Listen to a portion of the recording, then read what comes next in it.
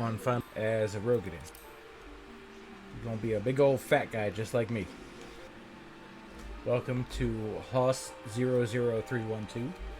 Thank you for following me. So this is in the area of Limsa Laminsa, but we're okay with his appearance. We're gonna be a green hulky boy.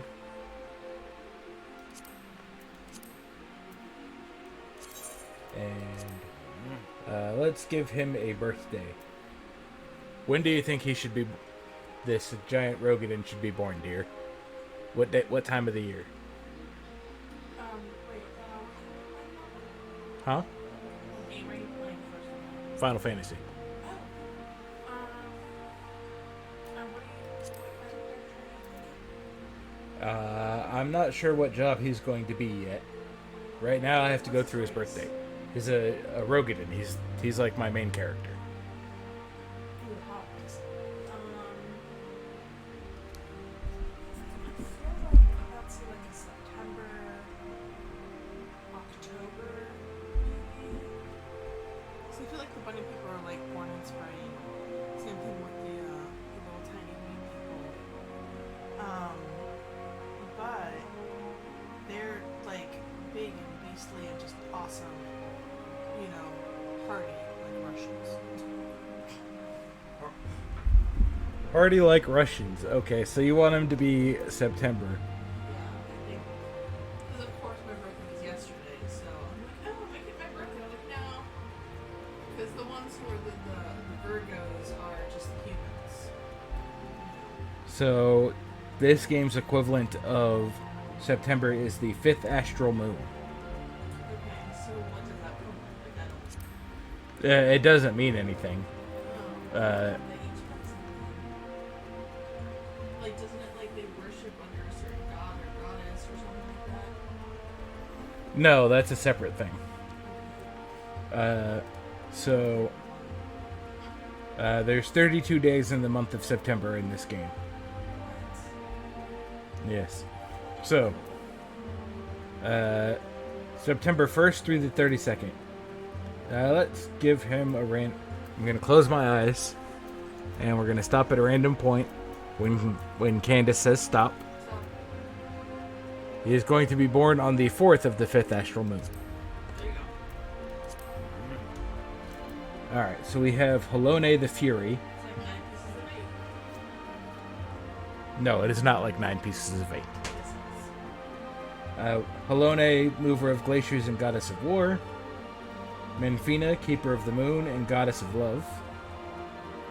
Thaliak, god of wisdom and rivers.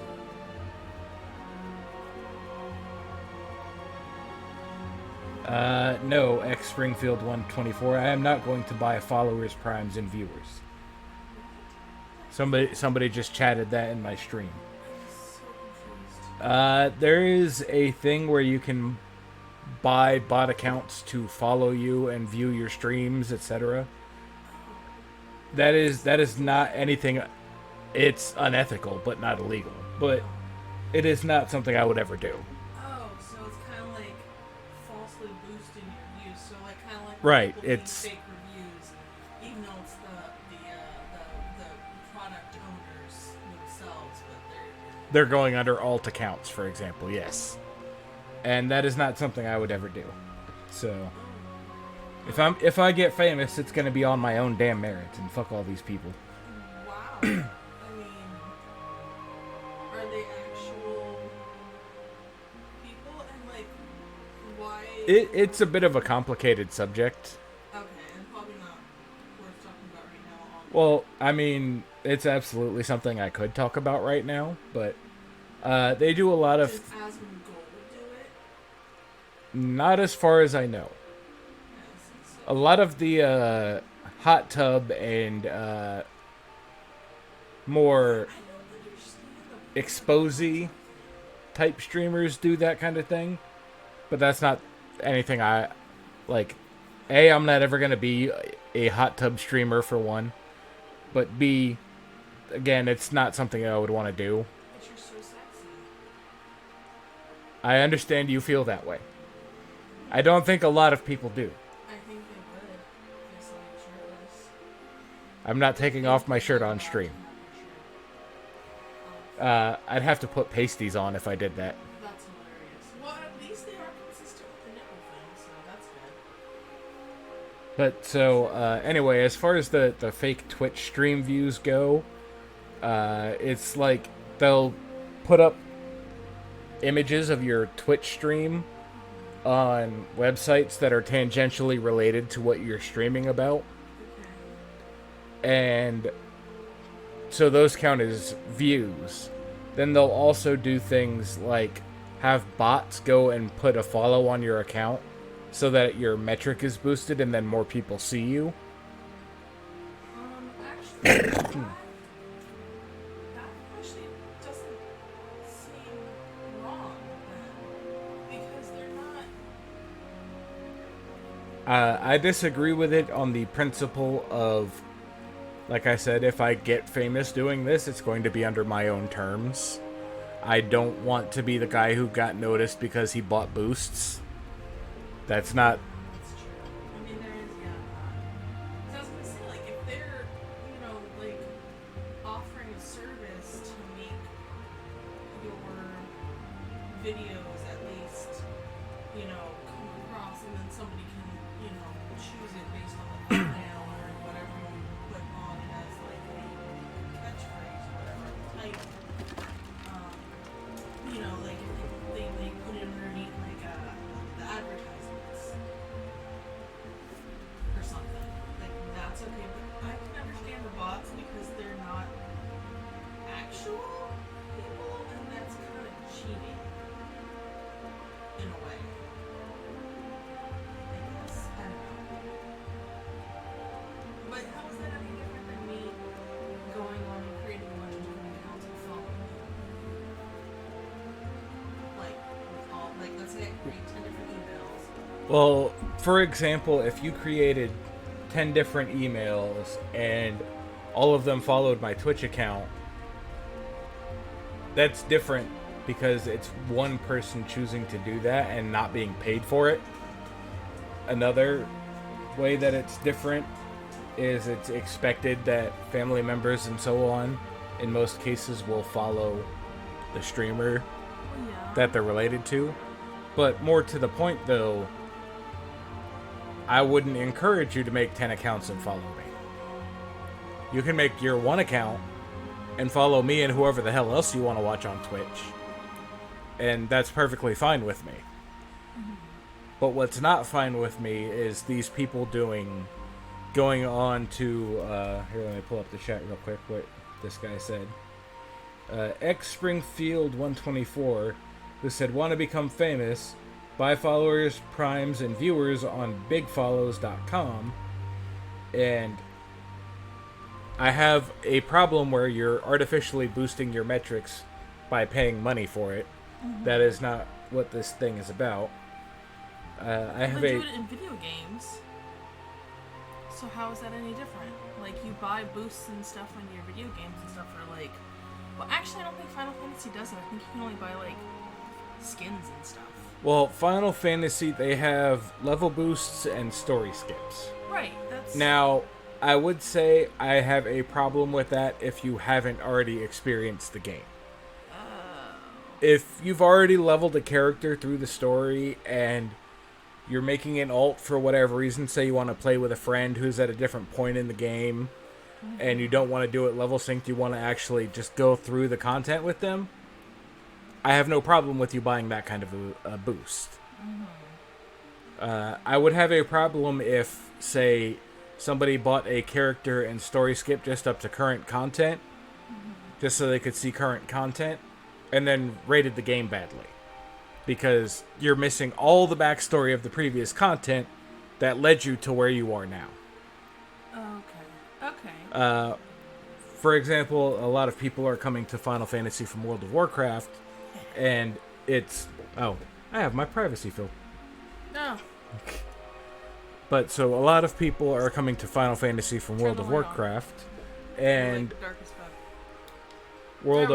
World of Warcraft does this thing where their current content is the only content that's important. So boosting to the current content in in retail WoW, for example, is going to affect your play differently than it would if you did it in Final Fantasy. Because in Final Fantasy, A Realm Reborn sets up. This is going to be a major spoiler, so Don't. I'm going to tastefully bleep it out here. Sets up bleep operating the certain location that is very prevalent in Shadowbringers. Okay. So without that knowledge, you can't appreciate the story in Shadowbringers, because as far as you know, this is just some random guy, when in reality he's somebody who's very much a key part of the story.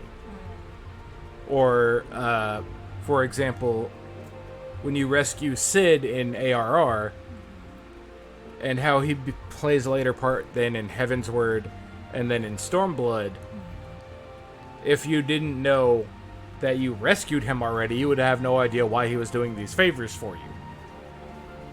Okay. So, like, there's a very... If you're trying to judge a game like Final Fantasy, where story is important, you have to go through the story.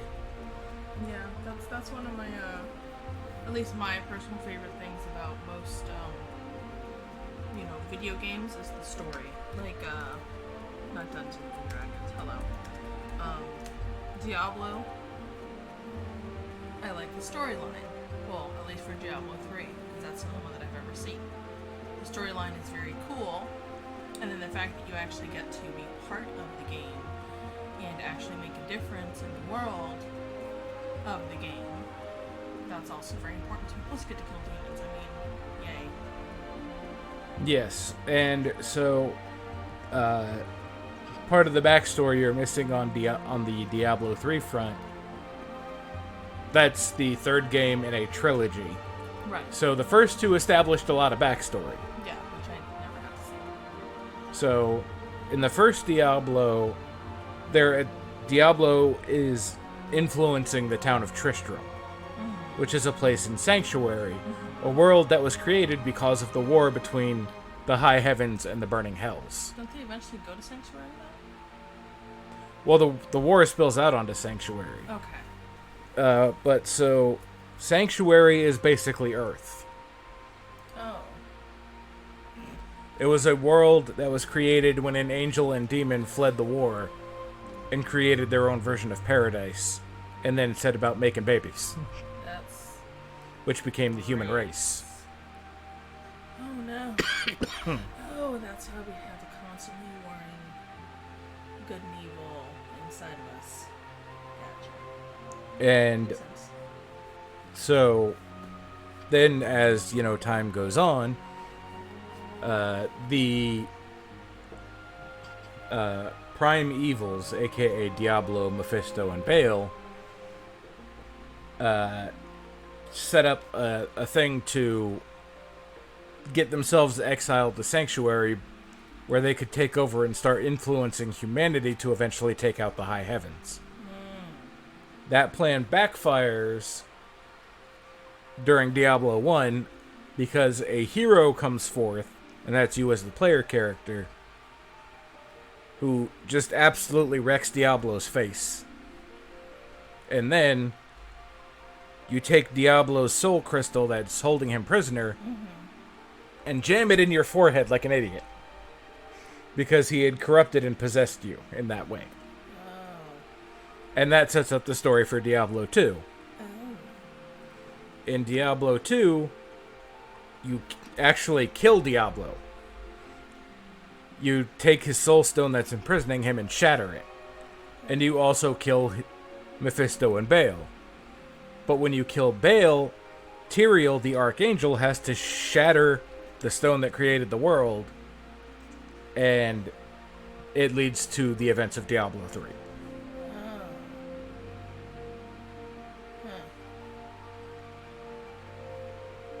And that they left that open for Diablo 4 as well by Wait. Adria's. Yeah, there's going to be a Diablo 4. It's in development currently. Oh, so you don't know what's going on. No, we don't know when it's going to be out yet. It's not even Blizzard trademark soon. Blizzard trademark soon is anywhere from 6 months to a year and a half. So, I was gonna say, oh, so we'll see in the next 2 years. That's fine. That's if we survive. well, that's if Blizzard survives with all the bullshit they got going on. Damn. That's another topic of discussion that we could have.